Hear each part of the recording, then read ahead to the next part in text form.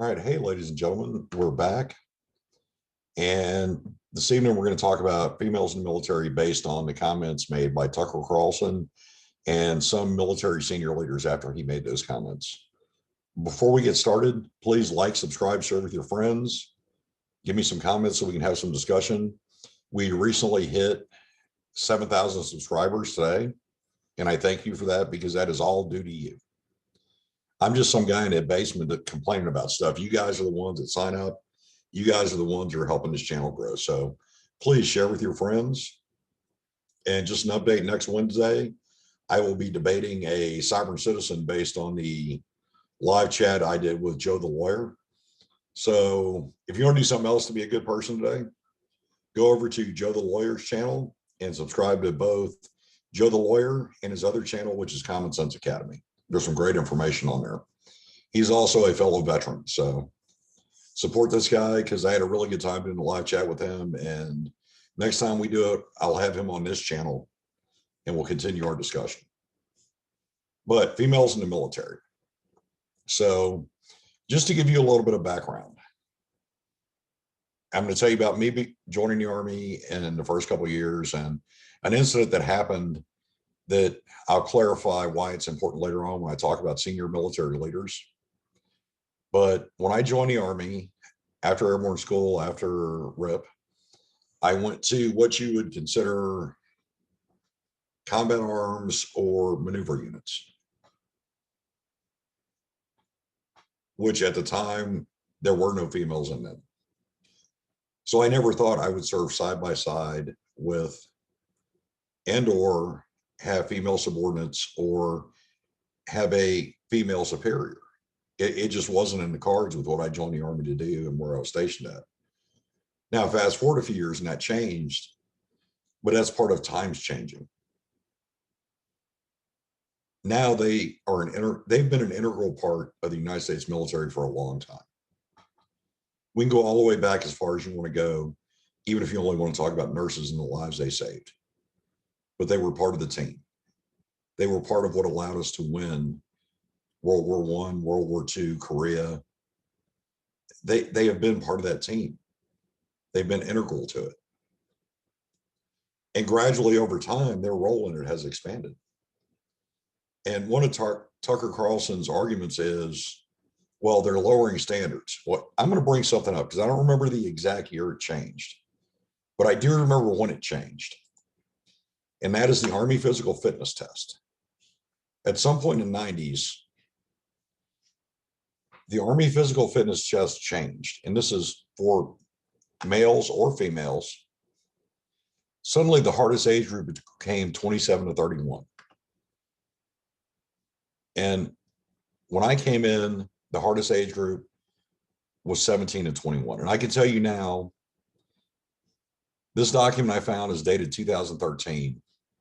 But I will tell you now, in 1990, the max PT score for a male in the 17 to 21 age group was 82 push-ups, 92 sit-ups, and you had to run your 2-mile run in less than 11 minutes and 54 seconds. Then sometime in the late 90s, and I know it was the late 90s because I was in this 27 to 31 age group when it changed, they lowered the standard. It had nothing to do with females.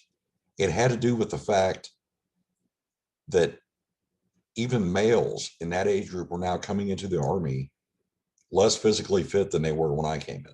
That's why the standard was lowered. So is the lowering of the standard have more to do with the physical fitness abilities of the current generation, or is it with females? I would argue it has to do more with just the overall fitness and very little to do with females. Now, as far as Tucker's comments,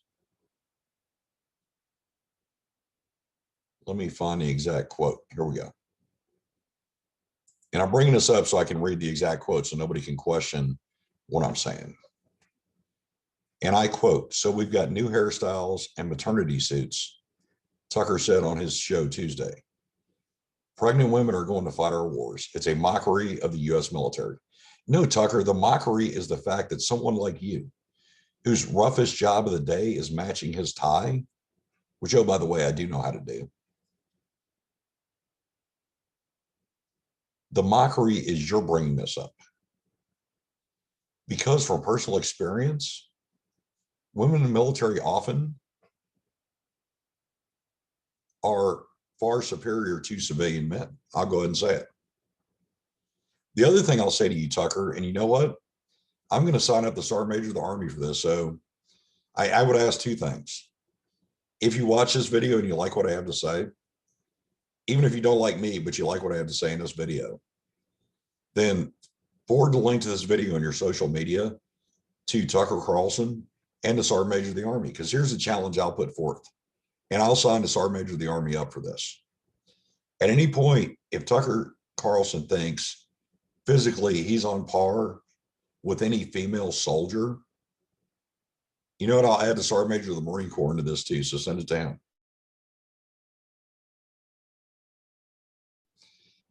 Or could shoot as well as any female in the United States Army or the United States Marine Corps, then I'm willing to bet that the Sergeant Majors of both the Marine Corps and the Army will provide a test for you.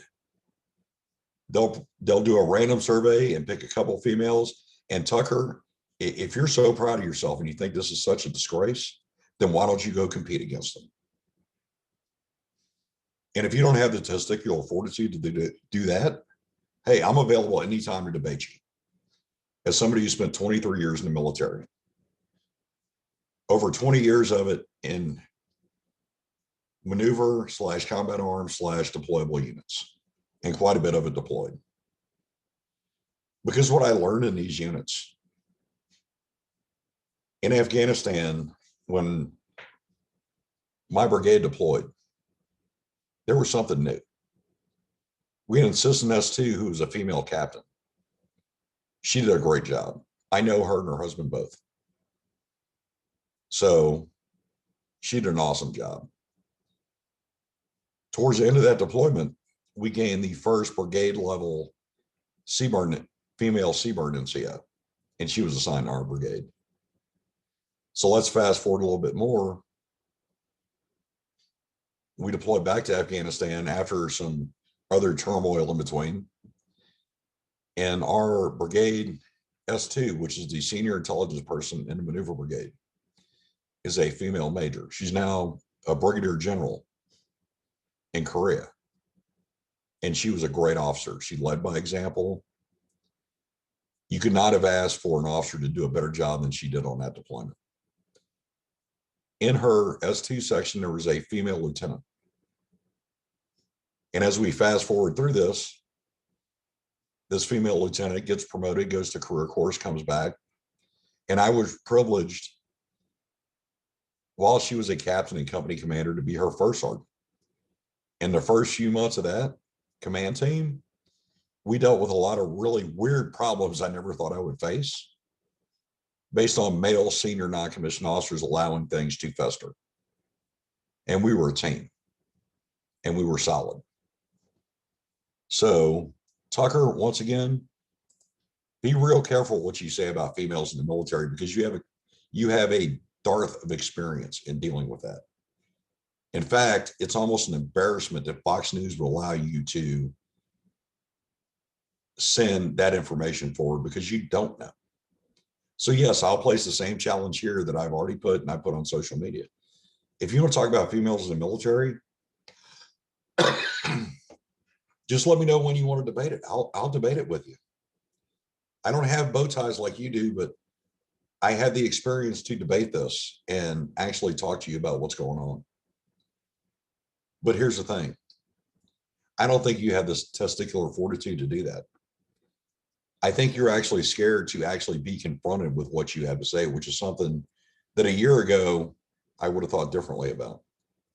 Now, as a male paratrooper,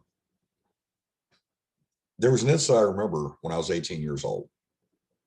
And I got in trouble for doing something stupid. I don't remember what it was. But I had it coming because I did a lot of stupid things at that age. And I remember being in the office, and First Sergeant Gasick and Captain Squeary, yes, if you're out there and you hear this, you were part of the mentorship that led to me becoming a first sergeant before I retired. just yelling at me. I mean, just tearing me down for 15 or 20 minutes.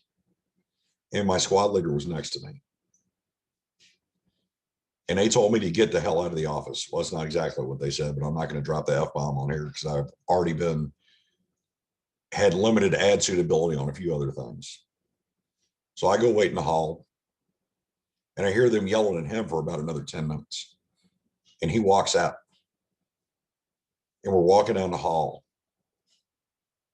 And he's like, I already smoked the hell out of you. I'm probably going to do it again tomorrow morning. Just don't do anything stupid again. And I'm thinking to myself, you know what? This guy just got yelled at for me because of something I did that was stupid that he had nothing to do with. And I asked him why. And he said, because I'm your squad leader. I'm a leader in the Army. I'm a paratrooper. My job is to look out for you and stand in the door as long as you give me 100%. You've always done that. So as far as senior military leaders standing up and giving their opinion that what was said was wrong, I've seen other YouTubers talk about how they should be focused on China and this and that. Well, here's my thing. Those senior leaders that are coming out to defend females in the military, they're standing in the door. They're doing the right thing.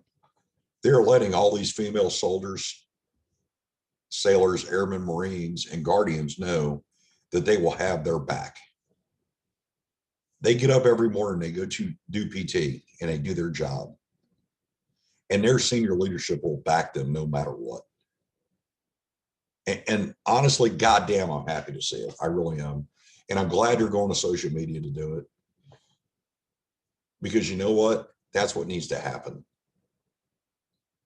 These soldiers, sailors, airmen, Marines, and guardians, I'm sorry, Space Force, I'm still getting used to that. But what they need to see is these senior leaders standing up for them, knowing that these senior leaders will go to bat for them. These senior leaders will back them as long as they get up every morning and do their job.